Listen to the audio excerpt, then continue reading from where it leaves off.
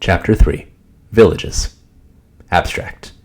In this first of 4 chapters on economic geography and location theory, Cantillon explains that settlements are based on the requirements of production, especially the quantity of labor and the extent of the specialization and division of labor.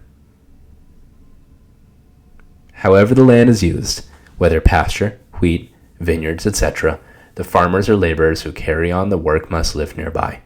Otherwise, the time spent going to the fields and returning to their houses will consume too much of the day.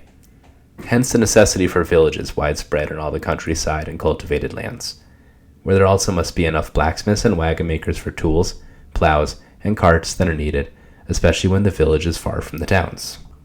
The size of a village is naturally proportioned to the number of inhabitants the land requires for daily work, and to the artisans who find enough employment there by serving the farmers and laborers. However, these artisans are not quite so necessary in the vicinity of towns where laborers can travel without much loss of time.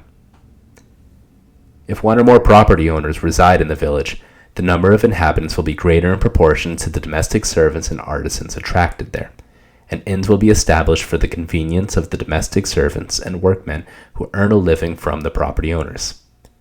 If the land is only suitable for maintaining sheep, as in the sandy districts and moorlands, the villages will be fewer and smaller because only a few shepherds are required on the land.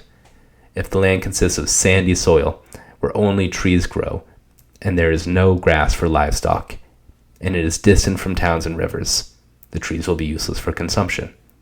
As in many areas of Germany, there will only be as many houses and villages as are needed to gather acorns and feed pigs in season.